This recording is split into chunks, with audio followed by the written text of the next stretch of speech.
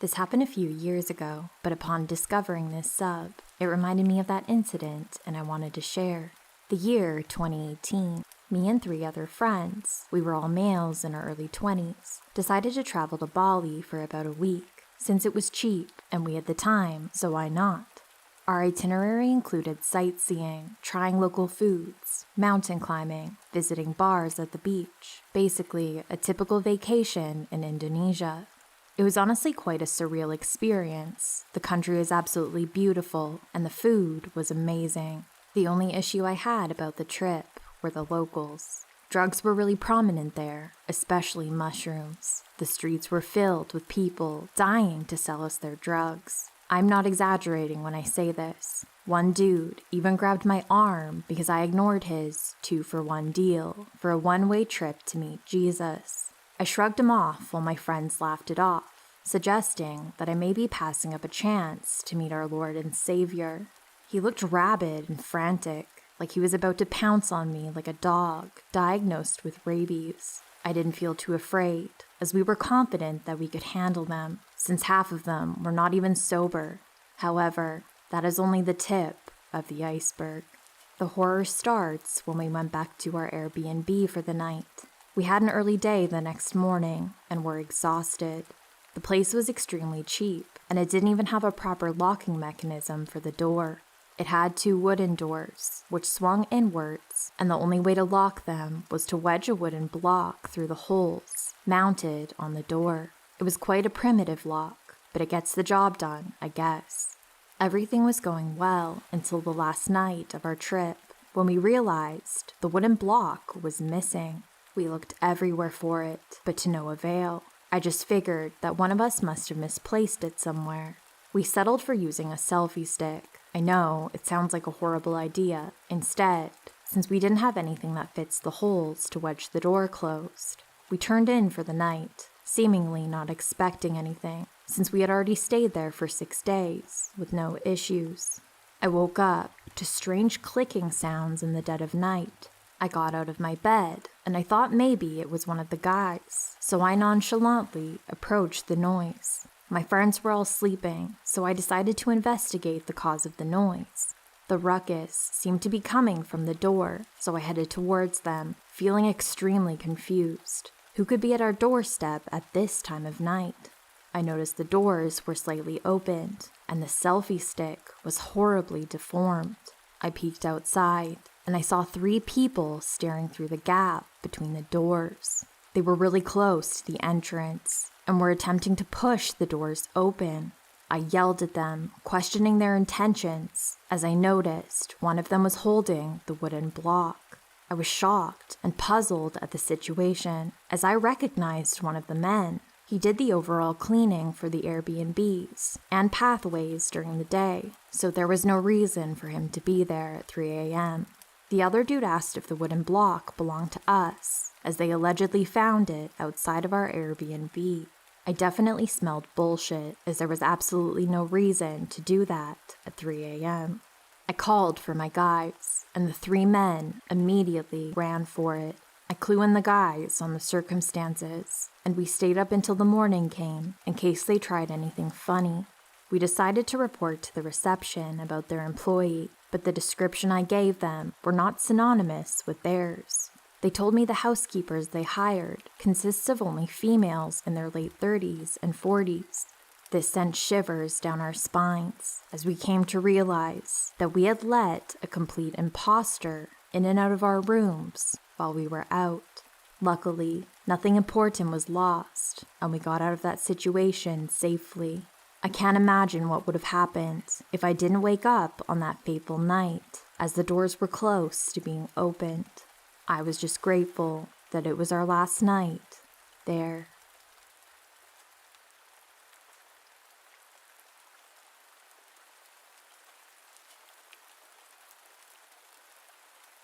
I've never shared this story with anyone. I was always too afraid to be judged for it, so it's something I buried down until my friend brought it up the other day. We both have daughters, and we're talking about how we could educate them on being safe when they're teenagers and experimenting with partying. when my best friend and I were 17 years old. We went to the beach for spring break with a couple of our guy friends.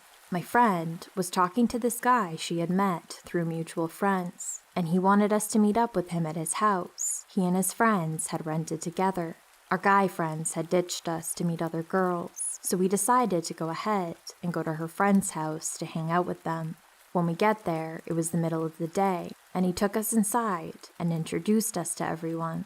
Turns out, almost all the guys were on a baseball team of the same university. We all hung out, and they were all drinking. My friends and I were not. One guy came out with 2 glasses of what appeared to be whiskey and Coke. Against my better judgment, I started to sip it, as did my friend. There was one guy who appeared not to be athletic, and he was the only person at the house who was not friendly towards us. I'll call him Mike. Suddenly, I started to feel very buzzed. We were laughing and talking, and one guy asked me to put on his jersey. I grabbed it and put it on over my clothes. "No, take off your clothes and put it on," he said in an aggressive tone. I was feeling more tipsy at this point, and I knew something was very wrong. Our parents had let us drink with them multiple times. I knew what it was like to be drunk. I knew how much I could handle before I was drunk, and one drink never made me feel like I was getting wasted. "Quit babysitting that drink. Drink up, weakling," the guy said, as they all laughed. Even though I'd stopped drinking, I could still feel more and more buzzed, especially since our drink barely tasted of any whiskey. My dad always had whiskey at home, and we would drink a couple of whiskey Pepsis on occasion. I would feel relaxed, but this was much different. We should go. Our friends are waiting for us. I headed to the door, and a couple of guys stood in front of us. No, you can't leave. Come sit down over here for a little bit." As they ushered us back to the couch, this sinking feeling hit my gut, and I knew we were on borrowed time. Trying to stay calm, I laughed and said, "I need a pee. Come with me."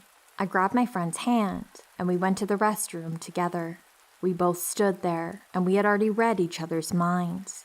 I put my hands on her head and looked her in the eyes so we could both focus. We need to leave now. Our phones both had spotty service all over the island, I'm guessing because there were so many people packed on it. "Take my keys. Tell them you're going to get your purse, and I'll stay here. You go get the guys, and come back for me." I knew this plan probably wouldn't work, but my mind was going crazy. As I opened the bathroom door, Mike was standing there. My heart sank. He was rude to us earlier, and he probably heard us talking. "Follow me and be quiet." Something inside me trusted him with everything I had in that moment. We followed him down the hallway to a garage and out to the front driveway. "Hurry up and get out of here now." We ran to the car, and I drove off to our hotel. I remember driving, but I don't remember getting to our condo. The rest of the story is from our guy friends, telling us what happened. Apparently, we walked in, and the guys asked us where we had been, because it was already nighttime, and we were supposed to meet up to barbecue some weenies. They said we didn't say a word, just walked to our room and closed the door and passed out. We didn't come to till the next day, and both of us had excruciating headaches, as if we had drank a whole bottle of cheap vodka by ourselves. To the basketball douchebags who tried to take advantage of 2 teenage girls, let's never meet again, or I will kick you in the dick. And thank you, Mike. I wish I could thank you. I hope you're out there reading this, and you remember the brunette and blonde little girls you saved that day on the island.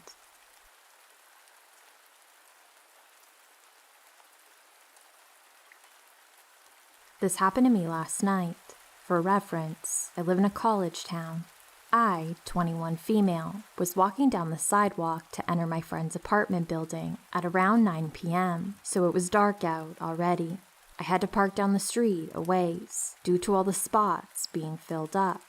As I approach her building, an older man, late 40s I'm guessing, wearing a wife beater and dirty jeans, steps in front of me, facing me, and gets very close to me while saying, "Hey, baby."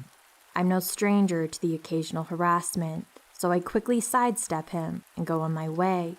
To me, it seemed obvious he didn't live in the complex, since it's mostly occupied by 20-something-year-old undergrads. Now, in order to get to my friend's apartment, I have to take a smaller path to get to the back of the building. I was walking on that, and I didn't hear him behind me anymore. But as I entered the more unlit part, I looked behind me just to check. He was right behind me, not at a normal following distance. He was so close to me, I could reach out and touch him, and he had been walking fairly silently, as I hadn't been able to hear him, even though we were the only ones walking around.